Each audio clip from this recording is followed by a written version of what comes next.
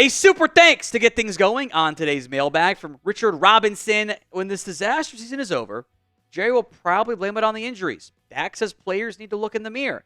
Do you think that behind the scenes the Jones boys have or will ever look in that same mirror at themselves? Or do they legitimately believe the crap they try to gaslight the fans with? If it's the latter, there's no hope for this team. There are times I think that they absolutely believe it. I think the latest rash of Jerry Jones lashing out is because he knows that they made some mistakes this year.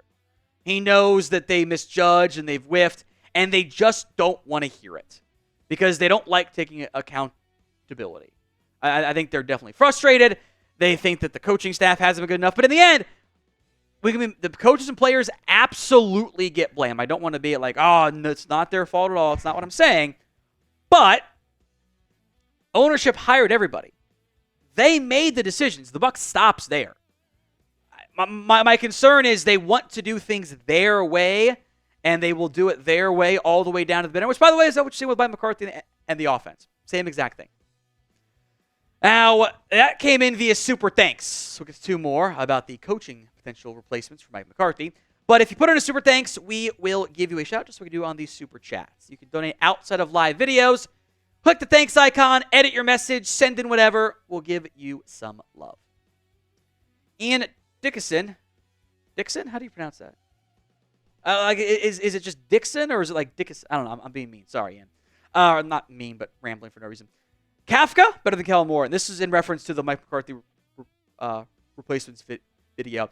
Kafka's not calling the plays anymore in New York. It's all Brian Daboll. I actually like what Kafka was doing. I think that he kind of lost play calling because Daniel Jones sucks. So I don't think he's going to be a great head coach candidate. If I don't go with an offensive-minded head coach, like if I hire like a Mike Vrabel or something, I would have a lot of interest in Kafka as my offensive coordinator, though. Gerald O'Neary, Mike Vrabel, next head coach. Let him cook. Hey, if I could somehow get Mike Vrabel head coach, Mike Kafka OC, you're going back to a lot of Mikes, which maybe you don't want to have with these two here, with their last Mike you've had. I think that intrigues me a pretty good amount. So I would not be mad at Mike Vrabel. You would absolutely have to figure out the offensive coordinator aspect because that's what got him fired in Tennessee. Now, one of them became Matt LaFleur, worked out pretty well. Got to figure out what the offensive coordinator spot looks like.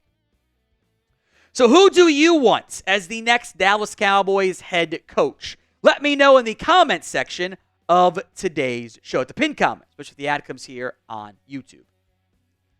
Obviously, Pawar, what can a quarterback do without a running game, O-line, and coach? Again, I'm not trying to make it sound like the Dak is blameless here. I want to emphasize that part because sometimes I think stuff gets lost in translation at points. But you still have to play better too. I don't think any of us would say Dak had played well. I will say, if you get improvements in one of those areas, suddenly all the other areas look a little bit better as well. That's kind of what bothers me about this offense is that everything looks bad right now. Quarterback included. I think there are bigger issues than the quarterback because I've seen him play at a very high level in this exact same offense. But it's just all messy and challenging, and I think there's starting to be a lot more frustration than there's supposed to be for a team coming off a 12-win season. From threat to be fired, toxic Tom Downey burner account. MM is just a fat Garrett, no spine or motion. Your head coach doesn't like motion. He's stolen plays with it, but it is not a core staple of what he wants to do or be on offense. JL, Channel. Thoughts on Dak? I think he's hit his ceiling. He seems to not even go to more the rush of the QB. It's time to draft a quarterback. So I actually think he's done a mostly good job of avoiding pressure and avoiding sacks. You can look at stuff like pressure to sack rate, which is, okay, you're getting pressure this amount of times. How often are you taking sacks? Those numbers haven't really changed significantly for Dak Prescott this past year. It's been pretty steady over the last two seasons, and I think when those errors come into play, it's Dak is trying to do too much. You can feel Dak pressing in some of these games because he knows he pretty much has to be perfect. Despite what he might say publicly, he knows that the ground game's not there, the O-line is not the way it is supposed to be, that he has to do more and make more plays. And I think under pressure, where he's been better than most quarterbacks, he has taken a step back this year. I think it is, you kind of reach that fall-off cliff where it's just been too much, and it's led to negative plays there. His pressure to sack rate is I'm looking at it right now, it's the exact same as C.J. Stroud and Jaden Daniels, which I think the Stroud and Dak being actually, they're kind of funny because they play very similar football games. One has a better offensive line and receiving core and play caller. So I have faith in Dak being able to get things right. And if you were to hire a new, fresh, young offensive mind, I think all of a sudden the offense would look so much better. Dak is not even top 10 in pressure to sack rate, or bottom 10, however the negative angle there. He has to be better. Don't get me wrong on that front. But I've still seen overall the play I've seen over his career. I think he'll be able to figure it out. But I kind of get before he got hurt in 2020 vibes. I don't know if the rest of it's going to be good enough. I think that the 2020 campaign right now and this season feel way too similar for me. And I mean that in a negative sense. Long answer, so we'll tell you guys about Game Time now. Game Time has a new feature. It's called Game Time Picks. It makes getting tickets to your favorite teams play live even easier. It filters out the fluff to only show you the incredible deals on great seats.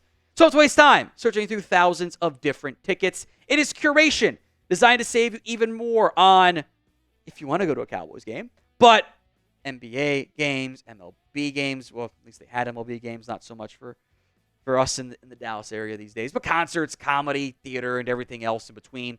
The Game Time guarantee is this. If you find tickets in the same section and row for less, Game Time will credit you 110% of the difference.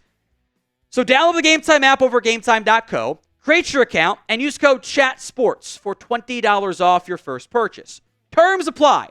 But again, create your account, redeem code CHATSPORTS, CHATSPORTS for $20 off. Download Game Time today because what time is it? It's game time. Lawrence Rodriguez. What about Tahj Brooks out of Texas Tech? Has that kind of bowling ball build. He's listed at 5'10", 230, something like that.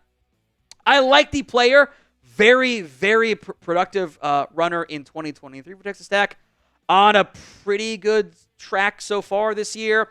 I will say you can look at some of the, if you can find them, some of the early draft grades, not like the Blesto scouting and stuff. And, I think Dane leans pretty heavily on that stuff early on. I don't know if the NFL is as high on Tahj Brooks. I wonder if there are speed concerns there. I think he's going to get drafted, but I think there are better backs you could certainly pursue in this year's class.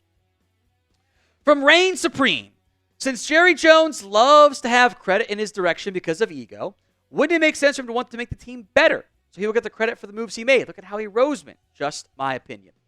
I agree, but you can go back to the it all stems in away from the Jimmy Johnson stuff.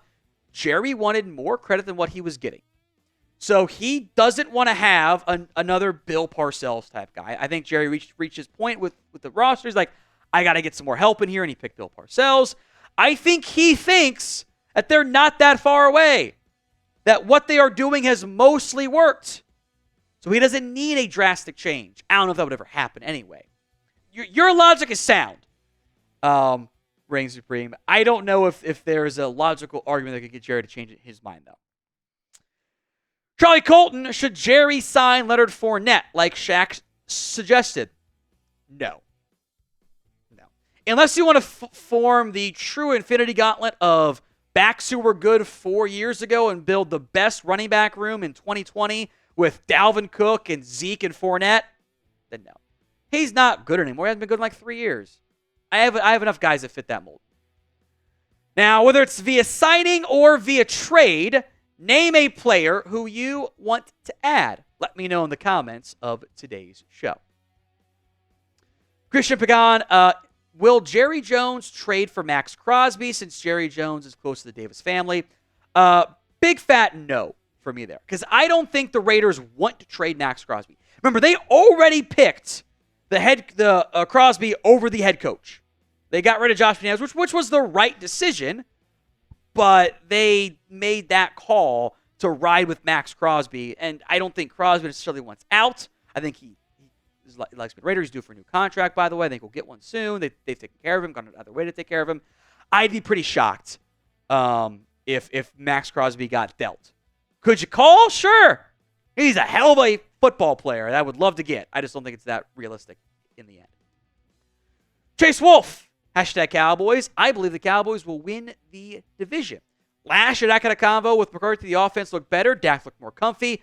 Stats kind of turn on offense and defense. Here's my issue. You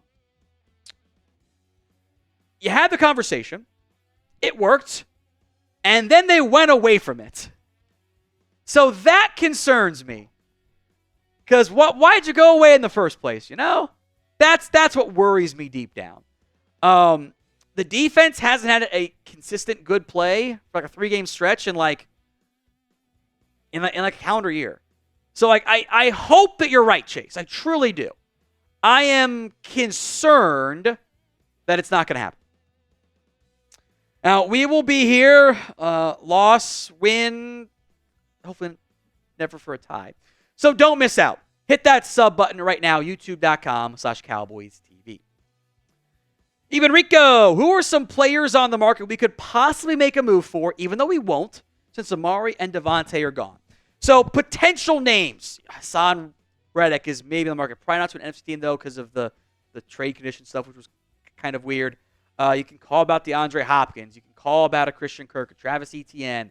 You can call about a Josh Uche. There are players. Jerry Jones got all pissed. He says, well, who's out there? Lots of players, Jerry, but you got to call. Your son already said they don't want to be the ones making the calls first because they think they lose the deal. Stupid mindset to have. There are players out there. Would they go do it? Don't know. Brandon J., if he's fired, sign me up for Stefanski as the next head coach. Yep, I agree. Kevin Stefanski had the Browns winning with Joe Flacco. That's impressive. Deshaun Watson is just bad. So, yeah, if Stefanski gets canned, in a heartbeat, I would do that. In a heartbeat. Hell, maybe he keeps Zimmer as his DC since they used to coach together. Yeah, I'm down there for sure. Bo Barnett, bring in Jamal Adams. No. Adams was unhappy with his playing time in Tennessee. I don't think he's good. I think the injuries have caught up to him. Not interested in Jamal Adams at this point in his NFL career. Now, he does join a very select group of what I call the almost Cowboys legends. Players like Earl Thomas, Kayvon Chason, etc. Name a player who was almost a Cowboy. Derrick Henry fits this mold too, or at least could have been. That fits that bucket. Let me know in the comments. Have some fun down there. Last one here from Clayton Lockhart. Tom, I agree we need a younger guy to be the head coach and not Belichick. But can you name the first-year head coach that can stand up to the Joneses, overbearing, meddling? Does he exist?